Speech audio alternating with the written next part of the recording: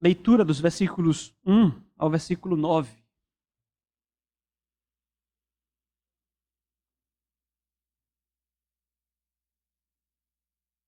Acompanhem, por gentileza, a leitura da palavra do nosso Deus. As murmurações dos israelitas. Queixou-se o povo de sua sorte aos ouvidos do Senhor. Ouvindo o Senhor, acendeu-se-lhe a ira, e o fogo do Senhor ardeu entre eles e consumiu extremidades do arraial. Então o povo clamou a Moisés, e orando este ao Senhor, o fogo se apagou, pelo que chamou aquele lugar Taberá, porque o fogo do Senhor se acendera entre eles. E o populacho que estava no meio deles veio a ter grande desejo das comidas dos egípcios, pelo que os filhos de Israel tornaram a chorar e também disseram: quem nos dará carne a comer? Lembramo-nos dos peixes que no Egito comíamos de graça, dos pepinos, dos melões, dos alhos silvestres, das cebolas e dos alhos. Agora, porém, seca-se a nossa alma, e nenhuma coisa vemos senão este maná. Era o maná como semente de coentro, e a sua aparência semelhante ao bidélio. Espalhava-se o povo, e o colhia, e em moinhos o moía, ou num grau o pisava, e em panelas o cozia, e dele fazia bolos. O seu sabor era como o de bolos amassados com azeite. Quando de noite descia o orvalho sobre o arraial, sobre estes também caía o maná. Até aqui. Inevitavelmente, são muitas as notícias ruins que recebemos diariamente. Me refiro às questões que envolvem a sociedade e, além dessas questões que envolvem a cidade, o estado, o país onde nós vivemos, temos também surpresas que nos acometem. Me refiro às nossas famílias, às nossas vidas, aos nossos lares, também todos os dias. Nós vivemos num mundo caído. E não bastasse o pecado à nossa volta, no que diz respeito à igreja, ao povo de Deus, ainda temos que enfrentar o diabo, o inferno, o mundo e também o nosso próprio pecado que nos assedia diariamente.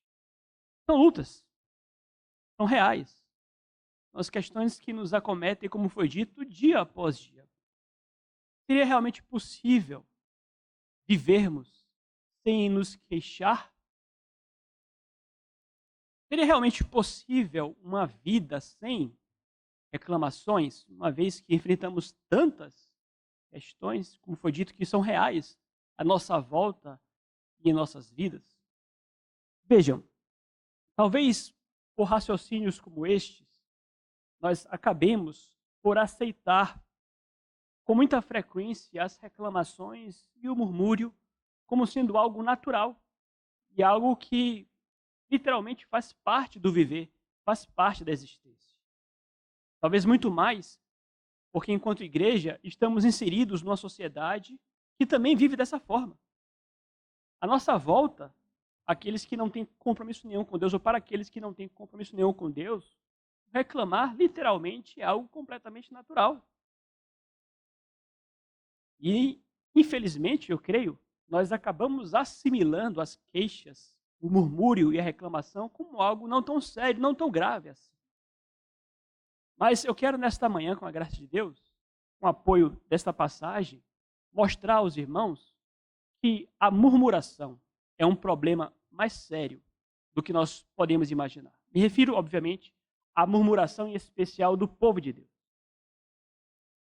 A tese a ser defendida no sermão de hoje, a princípio, é a de que, enquanto povo de Deus, nós precisamos abrir os nossos olhos à realidade e queixas, reclamações, murmúrios são problemas mais sérios do que nós frequentemente imaginamos. A pergunta que será respondida é o porquê disso. Por quê, pastor? Porque o murmúrio do povo de Deus é realmente um problema tão sério assim. Eu trarei, com a graça do Senhor, duas respostas a esta pergunta. Mas antes de chegarmos às respostas, é importante nós compreendermos o contexto, mais uma vez, dessa passagem.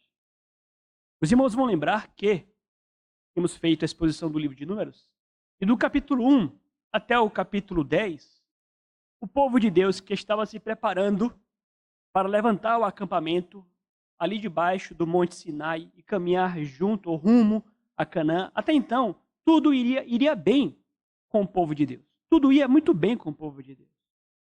Vocês vão lembrar quanto tempo gastamos aqui para mostrar que Deus cuidou do povo ali no Monte Sinai, deu leis ao povo, organizou a planta do tabernáculo, a divisão das tribos, deu normas com respeito à construção do próprio tabernáculo, purificou o povo daquilo que deveria ser retirado do meio deles.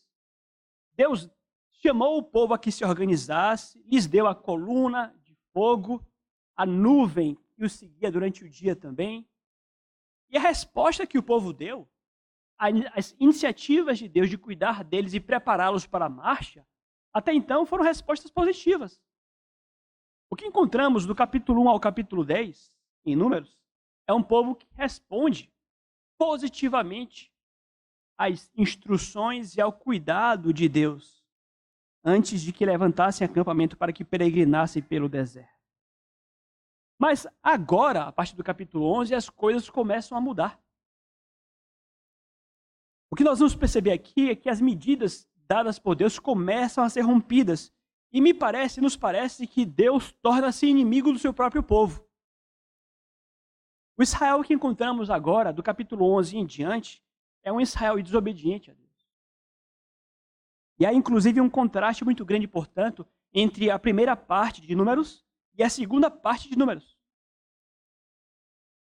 Grupos israelitas começam a se rebelar contra Deus. Esta narrativa que nós lemos agora é apenas uma delas. Nós vamos ver posteriormente que outros grupos também se rebelam contra Deus. De modo que há um contraste gritante aqui dentro desse contexto. Um contraste marcante, inclusive, quando nós fazemos a leitura dos versículos anteriores. Acompanhe comigo. Capítulo 10. Versículo 35 e 36.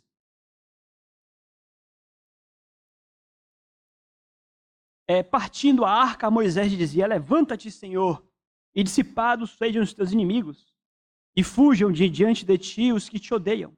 E quando pousava a arca, dizia: volta ao Senhor para os milhares de Israel. Tratamos sobre essa passagem.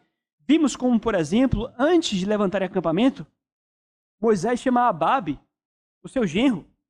Diz: vamos, Ababe, o bem que o Senhor nos fizer, nós vamos fazer a você também. Então havia aqui uma expectativa de uma caminhada pacífica, em obediência, e seriam abençoados pelo Senhor. Mas o que se segue logo nos versículos seguintes é: queixou-se o Senhor da sorte. Como nós vimos aqui, queixou-se o povo de sua sorte aos ouvidos do Senhor. Então, quando nós lemos os versículos juntos, há aqui um forte contraste. No final do capítulo 10, a promessa de que Deus lhes faria bem. E agora queixam-se do mal. Há um contraste aqui que é gritante, bem e mal. Na verdade, o Senhor toda a vida havia feito bem a Israel. Eles já estavam colhendo da bondade do Senhor, mas decidiram se queixar-se do mal, ou de sua sorte. Queixou-se o povo aos ouvidos do Senhor, que nós lemos aqui. Mas voltamos à pergunta que fizemos. Por que a murmuração é um problema realmente sério para o povo de Deus? Duas respostas, como foi dito. Primeira delas, vejam vocês. É um problema realmente sério para o povo de Deus, porque a murmuração do povo de Deus, nós iremos ver, ela acende a ira do próprio Deus. Acompanhe comigo, versículo 1. Queixou-se o povo de sua sorte aos ouvidos do Senhor. Ouvindo o Senhor, acendeu-se-lhe a ira. E o fogo do Senhor ardeu entre eles e consumiu as extremidades do arraial. O que nós iremos fazer aqui agora? Eu irei dar aos irmãos explicações do que acontecia naquele contexto, e após as explicações, eu trarei as aplicações para as nossas vidas. Vamos entender primeiro o que estava acontecendo aqui. Vejam, o povo começou a se queixar. Quando? Justamente quando saíram do Sinai. Acabaram de levantar acampamento. Acabaram de iniciar a marcha. Saíram do deserto do Sinai para entrar num outro deserto que era muito mais difícil, inóspito. E então diz-nos a passagem que eles se queixam. Na nossa tradução, disse que queixou-se o povo de sua sorte. Uma outra tradução dirá queixou-se o povo do mal. A ideia aqui é de que eles começaram a se queixar de uma eventual má sorte, como se algo muito ruim estivesse acontecendo com eles. E por que exatamente eles começaram a queixar-se agora? Como foi dito, ali no Monte Sinai, ainda que tratemos também de um deserto, havia um certo conforto. No Monte Sinai, havia relativa fertilidade, por exemplo. Agora, eles entraram num terreno muito mais inóspito, como foi dito, um outro deserto, que era pior de qualquer ponto de vista. Então, esta viagem, que acabou de se iniciar, envolvia consigo o calor do deserto, o clima, envolvia um cansaço, o peso das cargas, e tudo isso foi motivo para que o povo ali passasse a se queixar. Vejam, nós lemos aqui que a partir do versículo 4, o povo passa a queixar-se novamente, mas aí por um outro motivo, que nós iremos tratar à noite. A queixa inicial aqui, provavelmente diz respeito ao fato de que esse novo deserto é mais difícil do que aquilo que eles viviam aos pés do Monte Sinai. Mas, diz-nos o texto, que após levantarem acampamento e iniciar-se então aquela queixa, a queixa chegou em algum lugar. O Senhor ouviu aquela queixa. E como é que o Senhor reagiu à queixa? Diz-nos o texto, com muito descontentamento. O povo se queixou, e o texto diz que Deus reagiu àquela queixa com ira. A ira do Senhor se acendeu contra o seu povo. Mas por que será que Deus ficou irado? Por que será que Deus ficou indignado, revoltado com a postura do seu povo naquele momento? Vejam, lembrem-se, tudo que Deus tem feito aqui pelo seu povo é transformar um grupo de escravos, outrora escravos, em homens livres, libertos, povo dele, que por um momento realmente estão a atravessar um deserto, mas que estão sendo levados pelo próprio Deus a uma terra que emana leite e mel. A ira de Deus aqui tem absoluta razão de ser. Porque a queixa do povo contra o próprio Deus é uma queixa absolutamente injusta. Realmente há um deserto, realmente há um calor, há um cansaço, há o peso das cargas. É mais difícil. Mas não há cabimento alguma queixa, porque o destino é uma terra maravilhosa. E, aliás, não fosse os repetidos pecados cometidos pelo povo de Deus, aquele povo iria entrar na nova terra em menos de uma semana. Os 40 anos pelos quais ficaram a peregrinar no deserto foi fruto da justiça de Deus contra um povo ruim. Mas que fique claro, meus irmãos, que a ira de Deus, ira mesmo. A indignação de Deus contra o seu povo tinha razão de ser. Eles estavam a caminho da terra prometida. Portanto, não havia mal. Mal do que se queixar. Então, no fim, quando eles se queixam do deserto, quando eles se queixam do cansaço, quando eles se queixam do calor, eles estão literalmente queixando-se contra Deus. Queixando-se de Deus. E, aliás, interessante porque tudo o que nós lemos até então, do capítulo 1 até o capítulo 10, foi precisamente o cuidado de Deus com o seu povo. Deus tomou muitas medidas para que o povo levantasse marcha, pronto, preparado, organizado, cuidado pelo Senhor. Tudo o que Deus poderia ter feito por eles, Deus fez. Lhes deu uma legislação, lhes organizou em povo, lhes estabeleceu lideranças, exército, sacerdotes. Deus lhes deu o maná, uma comida miraculosa, que descia dos céus diariamente. Deus lhes deu o privilégio de que os seus calçados, as suas sandálias não se gastassem, as suas roupas não se gastassem. O que nós contemplamos do capítulo 1 ao capítulo 10 é precisamente o bem que Deus faz pelo seu povo. Mas quando eles precisam levantar o acampamento, eles começam a queixar-se do mal. Eles esqueceram rapidamente, e vejam como o nosso coração é. Esqueceram de uma hora para outra. Tudo. Que bom que Deus estava fazendo por eles. Quando nós lemos os Salmos 106 e 78, são salmos longos. Esses salmos retratam a dureza do coração daquela geração. A Bíblia retrata esta geração aqui que saiu do Egito e que morreu no deserto como uma geração difícil.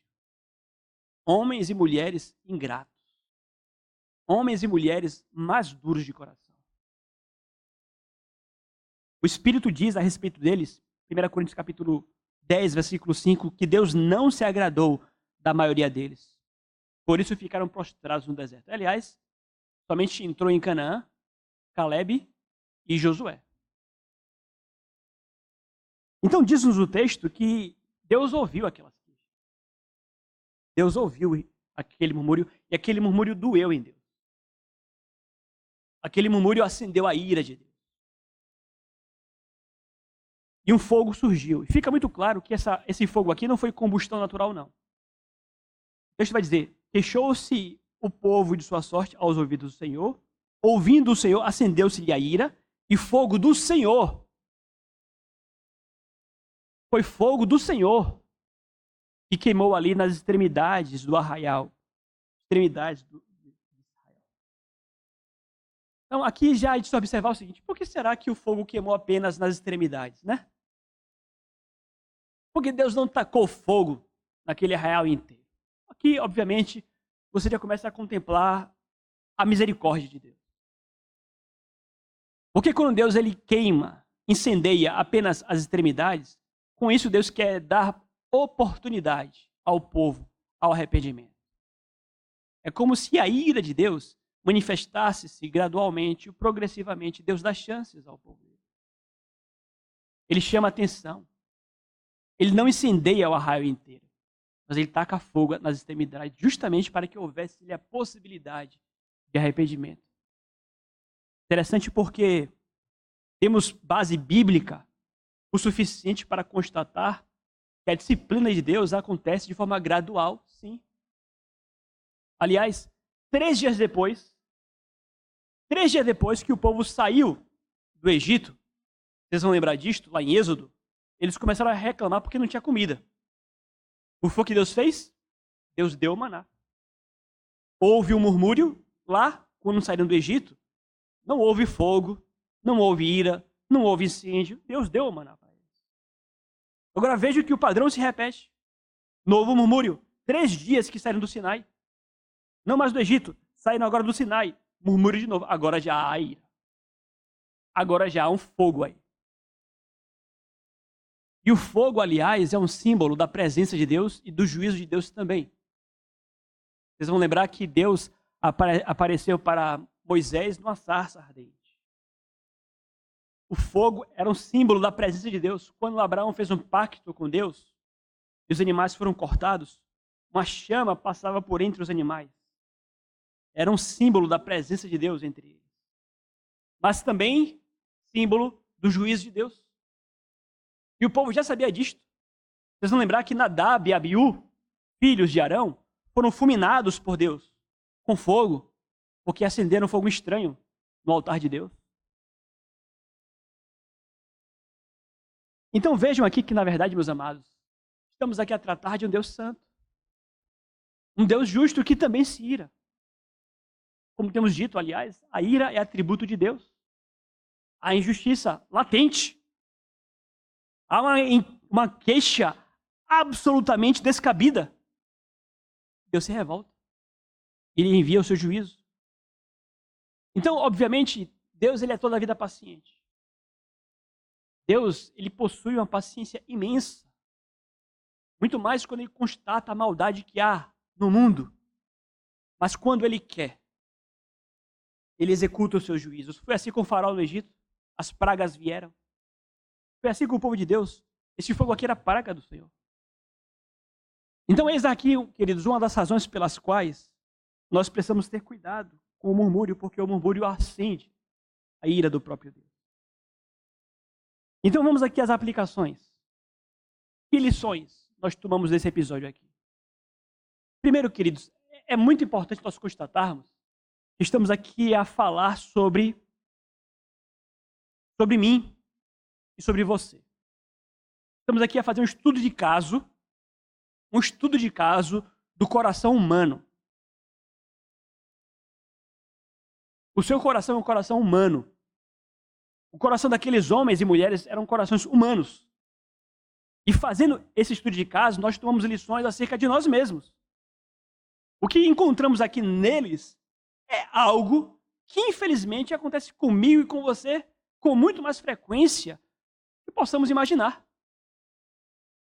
Fica claro aqui, meus queridos, que o pecado induz o coração a esquecer-se com muita velocidade, com muita rapidez das bênçãos de Deus. A ignorarmos as suas promessas e a encontrarmos defeitos, inclusive, no próprio Deus, em suas providências maravilhosas. Isso aqui é o meu coração, é o seu coração. Lembre-se disto. Você, inclusive, que possui um coração regenerado pelo Espírito Santo. Você que é nova criatura. Você que foi transformado por obra de Deus. Você também é frequentemente assediado pelo pecado que te induz a esquecer das dádivas de Deus. É por essa razão que aquele hino que nós cantamos é muito sábio. Conta quantas bênçãos, dize a quantas são. E nós precisamos, entendendo isto, contar com mais frequência.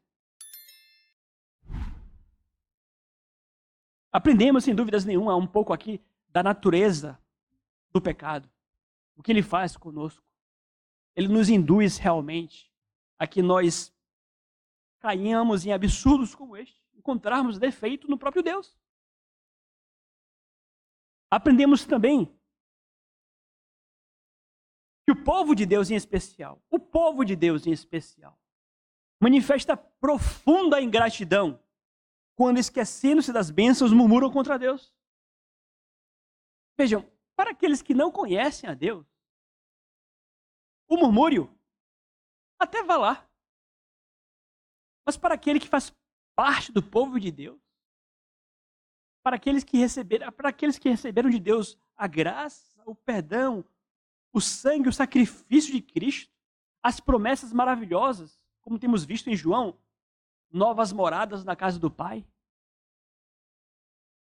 A certeza de que Deus irá nos levar pelas mãos, de que aquele que salvar, estes serão efetivamente salvos. Temos tantas promessas maravilhosas.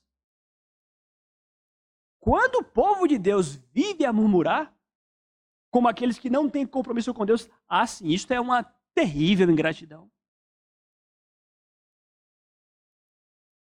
Aliás, a gratidão, ao contrário, a gratidão é marca distintiva de um crente, do povo de Deus.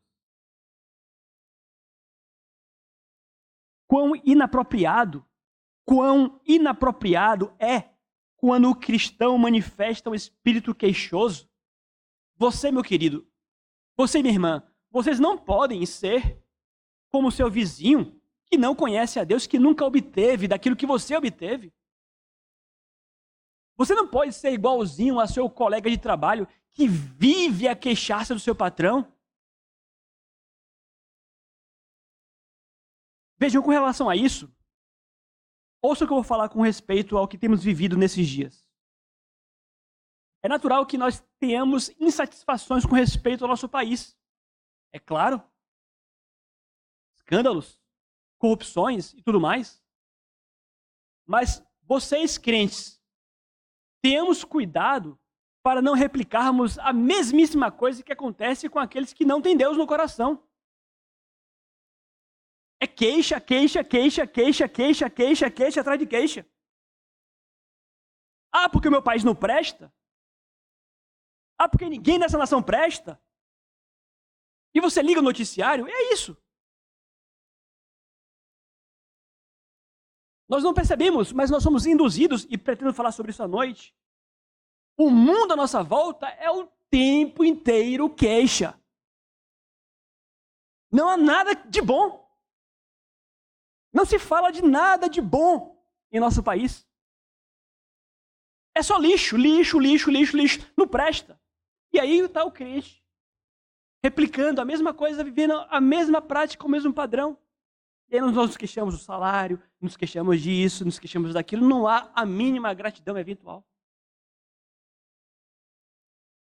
Então, vejam, são práticas próprias daqueles que não conhecem a Deus. O crente, cuidado, vamos ter um olhar crítico, claro, com toda certeza. E, aliás, como brasileiros, nós temos que cobrar autoridades, fazer bem o dever de casa, com toda certeza, exercer a nossa cidadania. Mas muito cuidado para que nós não nos tornemos papagaios, apenas a repetir. Um espírito queixoso. E aí nós temos crentes que estão azedos. Crentes literalmente amargos. Crentes que parecem que não possuem nenhuma gratidão por nada. Outra lição. Vejam, Deus conhece as murmurações do coração. Aqueles murmúrios chegaram aos ouvidos do Senhor. Porque para Deus os nossos pensamentos são gritos.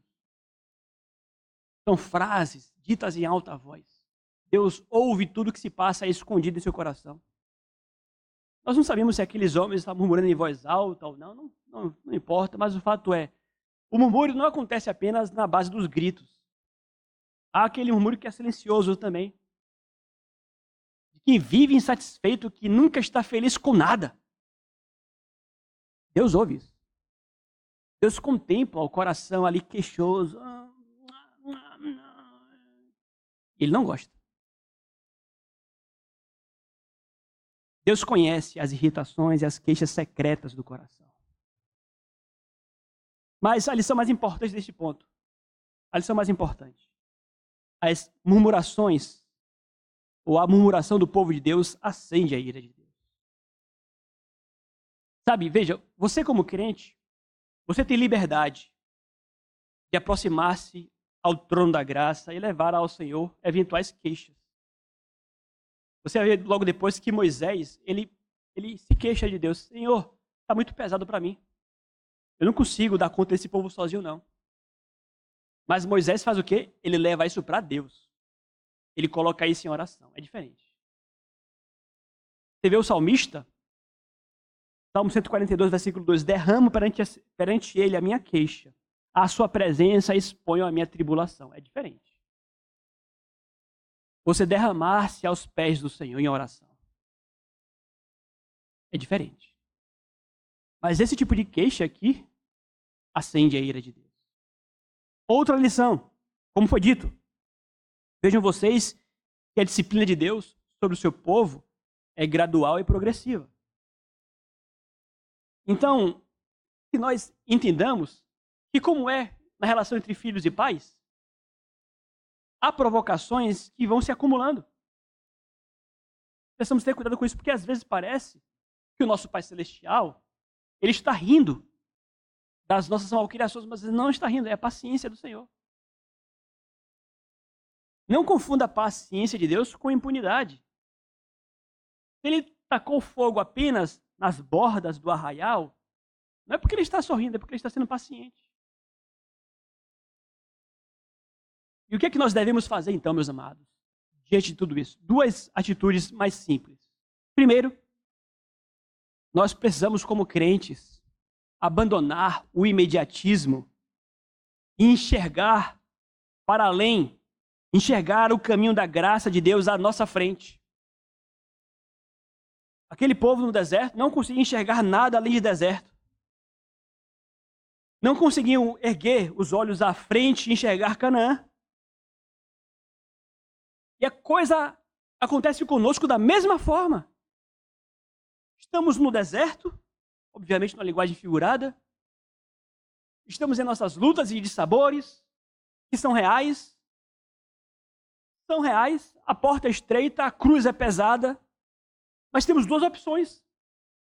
Ou baixamos a cabeça e reclamamos, ou levantamos a cabeça enxergamos a glória e enfrentamos as lutas glorificando ao Senhor.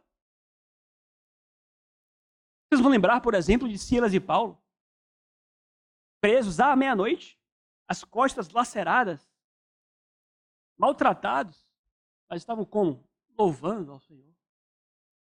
Essa é a postura correta do povo de Deus. Agora, se você quiser, você pode viver como os incrédulos que caem no maldito vitimismo. Ah, eu sou vítima.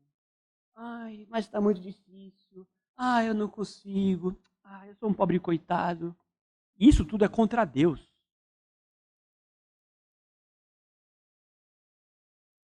Então precisamos abandonar o imediatismo. Segunda atitude que precisamos ter, nós precisamos fortalecer a nossa fé em Deus. Abandonar o imediatismo, enxergar para o caminho da além do momento, envolve fé. Falamos sobre isso na escola dominical. A fé é a certeza das coisas que se esperam. Convicção de fatos que não se veem. Queridos, isso aqui vai passar. Chega.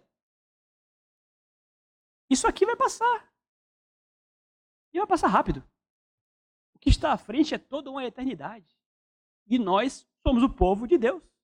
Somos o povo que vive pela fé. O justo viverá pela fé. Então, o que acontece hoje à nossa volta não deve nos abalar tanto como abala aqueles que não têm a Deus. A segunda e última razão, essa aqui é mais curta, pela qual a murmuração do povo de Deus é um problema mais sério do que nós podemos imaginar. A segunda razão é porque, sob a ira de Deus, o seu povo recorre aos homens de Deus. Vou explicar. Versículo 2 e 3, acompanhe comigo. Então o povo clamou a Moisés, e orando ao Senhor, o fogo se apagou, pelo que chamou aquele lugar de Taberá, porque o fogo do Senhor se acendera entre eles. Vejam, mais uma vez explicações e após a aplicação. O povo reagiu àquele fogo no arraial. De que forma? Eles correram para Moisés. Eles foram apelar a Moisés, pedindo que Moisés orasse por eles. Por que será, né? Por que eles foram correr para Moisés? Por que eles mesmos não fizeram as suas próprias orações em particular? Porque aqui há um maldito efeito do pecado deliberado. Quando a nossa consciência está manchada com a culpa pelo pecado, nós temos uma tremenda dificuldade de buscar a Deus em oração. Quando nós pecamos, sabendo que pecamos, nós ficamos envergonhados. Envergonhados, nós somos tomados por um sentimento de indignidade. Nós sequer oramos porque achamos que não vai adiantar. Repito, são os efeitos terríveis do pecado deliberado. O pecado é terrível. Mas o pecado deliberado, ele tem um efeito pior. E dos piores efeitos, eu creio que o mais terrível é este. É você ter a sua consciência afetada. Isso te faz querer fugir da presença de Deus. Aqueles homens, eles recorreram a Moisés. Moisés era um homem de oração. Eles temiam olhar para Deus. E o que foi que Moisés fez? Moisés foi bondoso. Moisés intercedeu pelo povo. E, aliás, aqui nós podemos falar um pouquinho sobre Moisés, né? Como é que Moisés é frequentemente descrito? Moisés, ele sempre estava disposto. Sempre disposto a orar pelo seu povo. A orar pelo povo de Deus. Por pior que o povo fosse naquele contexto. Ele com frequência intercedia pelo povo. Ele intercedeu pelo povo lá no Monte Sinai. Quando o povo fez um bezerro de ouro para si, Moisés intercedeu por eles. Mais tarde, mais à frente, vocês vão perceber que o povo ele é picado por serpentes abrasadoras e Moisés intercede por eles mais uma vez. Teve uma vez que Moisés colocou, inclusive, a sua própria vida Ele estava disposto a oferecer-se, a morrer pelo seu povo, para que a ira de Deus se aplacasse. Nós temos em Moisés, queridos, um exemplo de um homem digno, honrável. É citado talvez lá em Hebreus capítulo 11, que fala de homens que pela fé extinguiram a violência do fogo. E Deus ouviu a oração de Moisés e o fogo se apagou. O que é que nós podemos aprender com isso aqui? Primeiro, vejam vocês que a má consciência afeta o coração. E a má consciência afetada pelo pecado deliberado induz o homem a fugir da presença de Deus. Então, eu sei que você luta contra o pecado. E se você luta contra o pecado, você sabe do que eu estou falando. Nada pior do que apresentar-se diante de Deus após ter pecado de forma deliberada. Isso é o mais terrível que tem. Nós precisamos efetivamente reconhecer e calcular os custos terríveis do pecado para não pecar contra o Senhor. Mas, a segunda lição, e a mais importante deste ponto, vejam vocês que sob a ira de Deus, o povo recorre aos homens de Deus. Isso aqui eu acho bem interessante. Obviamente, Moisés é um homem especial. Não há quem possamos comparar aqui com Moisés, né? Moisés era um homem especial. Um homem com quem Deus falava face a face. Mas é interessante porque frequentemente homens de Deus só são honrados por quem reclama quando estes estão debaixo do fogo de Deus. Quantas vezes em meu ministério eu já vi demonstrações disto aqui? Aquelas pessoas que tanto reclamavam de Deus, que reclamavam inclusive dos próprios líderes de Deus. Quando a coisa aperta mesmo, recorrem a quem? Aos homens de Deus. E mais uma vez, falando do que temos visto em nossos dias, eu tenho visto um candidato aí colocar pastores lá embaixo.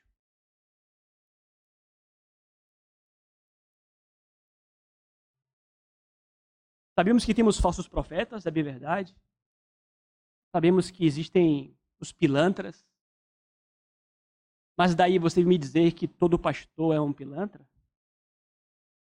Que todo ministro não presta? Que você não precisa de pastor nenhum. Você pode reunir-se em seu quarto e ali buscar o seu Deus em oração. Interessante porque há uma desonra, frequentemente dado, obviamente, aos casos de escândalos, mas com respeito aos homens de Deus, homens de oração.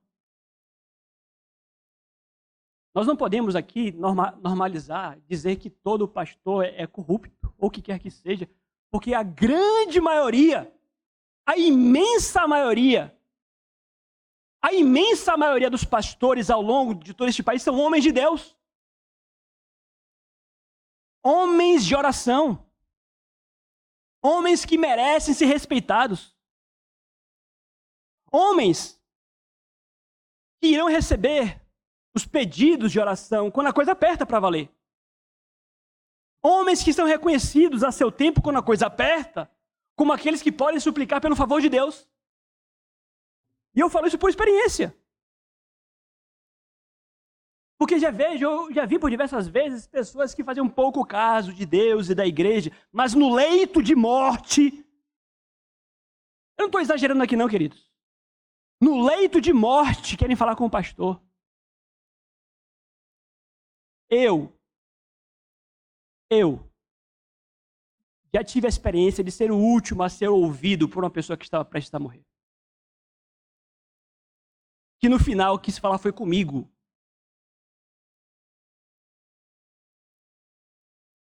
Não estou aqui querendo dizer que essa pessoa vivia em pecado, algo do tipo, não. Mas é fato. E o pastor é lembrado nesses momentos. Quando está lá no limite, no fim. Então, a despeito dos escândalos, a despeito do mau testemunho, que nós possamos honrar aqueles que servem ao Senhor a seu tempo. Que nós não esperemos as coisas se apertarem o suficiente para que o façamos. Obviamente, Moisés aqui é um tipo de Cristo. Cristo é o nosso intercessor. É para ele que nós devemos correr. E, aliás, Cristo ora em favor do seu povo diariamente. Mas tudo isso aqui nos mostra, meus amados, que a murmuração para o povo de Deus é um pecado mais sério. Então, vejam vocês que o sermão nesta manhã veio com o propósito de nos advertir, nos alertar, a de que nós, como crentes, como povo de Deus, não repliquemos o mesmo padrão de vida daqueles que não têm compromisso com Deus. Como foi dito, a murmuração do povo de Deus acende a ira de Deus. E sob a ira de Deus, seu povo recorre aos homens de Deus. Que Deus nos ajude a que sejamos mais contentes, mais felizes, mais gratos ao Senhor por tudo o que Ele tem feito por nós.